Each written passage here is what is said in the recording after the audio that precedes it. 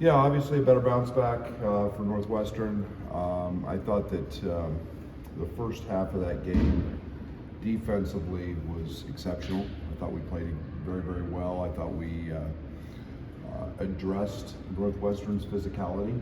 I think they're one of the more physical teams in the Big Ten when it comes to screening, when it comes to just pushing up everything, being very physical.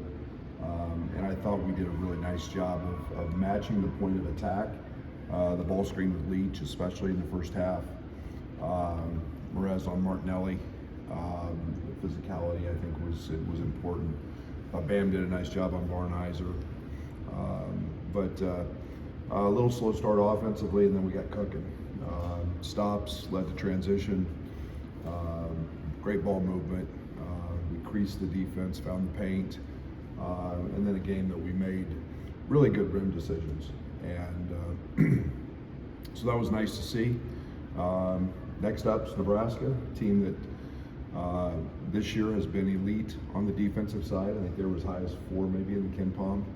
On the defensive side, they do what they do, and you know, Fred's got another very, very good group. You know, they give up.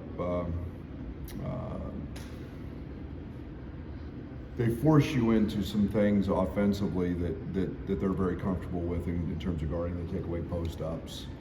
Bryce Williams is having just an outstanding year playing on the ball for them. Gary's had some very big games. Those are familiar names. And then a name that's switched jerseys but's been familiar with the Big Ten, Jen's having a fabulous year, shooting plus 40% from 3 and a double-digit score. So. Great environment. Pinnacle Bank's one of the great arenas in the league, and the Husker fans always show up and expect a tough night. Coach, it seems like adjusting to the absence of Thomas Long was a major factor against Northwestern. Are you seeing that in practice? You expect it to continue? Or? Yeah, we were able to work on it, you know, and again, I don't want to beat a dead horse, but you know, it was the sicknesses, and we've still had some of that. Carey's been out. You know, with the flu, so it's running its course through our team, but just being able to prepare, have a couple of days to make some adjustments, and then I thought we did a nice job, you know, with our cross match with Ben and Merez. Merez did a great job. So it's nice to be able to prepare, and then we did some things offensively. Which were you know, a little bit different in terms of you know, not having Tommy as a playmaker. You know, we did some things different with Perez. You mentioned that Tommy's been starting to feel better. Has he been around you guys a lot in terms of being at the building? Okay. No, we see him periodically. He's spending most of his time with the doctors and Fletch and the training staff, and using all of our modalities with. You know, the hyperbaric oxygen chambers and infrareds to try to, you know, expedite the best you can this process, but you know, this process is what it is. So, you know, it's just it's a gradual deal. Your experience, Brad, is there ever a silver lining to dealing with the adversity of missing somebody? Absolutely. You know, you never like it as a coach. I don't, but I also have been around long enough to understand that you're going to be forced to do different things, and this team has great capabilities of doing that. We played without 2 of our best players, you know, throughout the first half of conference play.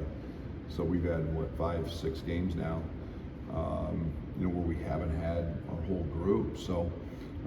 You know, adjusting on the fly. It's a tribute to these guys how a young team has been able to handle that. It shows their basketball IQ, their intelligence. But you know, the best thing about the Northwestern game is we got our edge back, and we played with a little fire in our belly, which helps. Just to be clear, Tommy won't be available tomorrow, I'm assuming? No, he will not be. What was the process of maybe redefining roles after you maybe found a rhythm, and then even if it's only temporarily, just to kind of shake it up? Yeah, it takes a second, you know, and you got again, this group has done a phenomenal job of that. You know, we experienced that last year for 6 games. You know, you can't retweak everything. You just have to make small adjustments, and you know, those adjustments we've handled within the course of our and scope of what we do, especially on the offensive end. You know, defensively, it throws us a little bit of a wrinkle, not having 7'1", 250 in there, but you know, we've handled it for the most part pretty well. Brady, you had 2 guys, their jerseys up to the rafters and been there about 5 days. Your third players to do that. What's that mean to you? What's that week going to mean to you? Yeah, I got to reflect on that a little bit. You know, it's pretty special. You know, and it's a tribute to how hard each of those guys worked, and you know what they have meant to me and my family, and what they have meant to the program. Is just a, you know, your heartfelt thanks, and what they've done for this program is elevated to where it is now. And you know, we often forget the struggles, and you know, remembering Io as a freshman, remembering Kofi as a freshman, and now to see the consensus All-American status that they played to, that's hard to do. And you know, to have 3 of them, pretty cool. I'll take some time and reflect on that, because it's, you know, it's 3 and 8 years, and you know, it's a tribute to our staff for developing them, for recruiting them, but most importantly to them. And I think this is what makes Illinois so special, is you put their name in the rafters, and they're celebrated, and our fans get to enjoy that. So really excited for those two to get back and feel that love again. When you scheme it up with Morez, is there any comparison to what you were doing with Kofi before? Just no. We were with Kofi. It was all post ups, right? And you know, it was on the defensive side. I'm not sure there's anybody on the court that Morez can't guard. Okay. So Kofi was a little more limited to just basically guarding some centers and being in some drop coverage, and Morez is a very, very gifted athlete. He's laterally as good as anybody we have, and then he's 255 pounds. So they're different. You know, they're different in ball screens. So it's you know, Morez has got some true gifts that you know, we're just starting to utilize, and they are different than Tommy, and they're quite a bit different than Kof. In this day in college basketball, how do you get the buy-in from the bench guys to be able to have the production that they've given you? Character. Find guys that want to compete. I think that starts with the recruiting process. I think it's something that we've, you know, we test for. We test for personality. We test for guys who want to win, guys who want to compete, guys who want to work. We find all that out, so it's a big part of it. You know, it's sacrifice, it's commitment, and yet it's so rewarding for all those guys. And you know, we've got the best bench maybe that we've had. We've got the best bench that we've. You know, I wouldn't trade him for anybody in the country. So I'm ecstatic with the growth and the way these guys are performing. How can you describe Will's journey so far this year, the ups and downs? How's you kind of seen him develop here? Exceptional. Think that he's reclassed.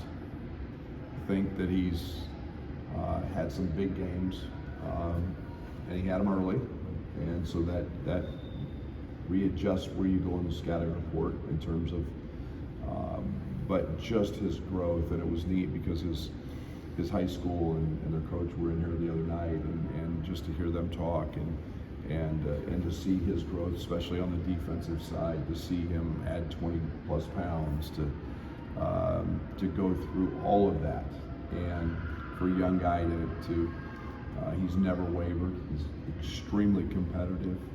His work ethic hasn't changed. I couldn't be more proud or pleased with his development. You said Nebraska will force you into shots that they want you to take. How do you kind of counter that and impose your will a little bit? You know, patience. You know, they're a team that's, again, they're going to take away post-ups, and there's not a lot of those. Fortunately for us, we don't do a lot, so it kind of becomes a battle of wills. But you know, you've got to move them. They're very, very good with their double teams. They're very good and have great size. You know, so they're going to give you some opportunities that you've got to take advantage of, and we'll see if we can exploit that. Is there anything you're seeing with Will that can lead to more efficiency in terms of jump shots? Is it as far as the process, where they're coming, how they're looking? I think the one thing that just comes is confidence to make easy shots. Will's a really, really good hard shot maker. And he's very gifted at getting to his spots. I don't know if I've coached a player that's 6'8", 6'9". He's just shy of 200 pounds now, but thin, and that gets to his spots as easily as he does. And then he can do a lot with it. But it's the easy ones, you know, and it's the learning to take the physicality, learning to grow into wanting to get fouled. Those things come with time. I reckon back to Io's freshman year, and you know, Io had a hard time with that as well, and became one of the elite finishers in college basketball just with strength and time. So, but his confidence is growing. You know, it's unfortunate he plays great in the Michigan State game and then gets the flu and gets sidelined a little bit with that. But he's had a good practice yesterday, and expect that today to keep building. Are there specific things with this group that you've seen that you like about going on the road with them? Because you've had a lot of success, you know, away from home this year. Yeah, I mean, it's focus. I think that, you know, our teams have always played pretty good. Sure. We tried to on the road. I think there's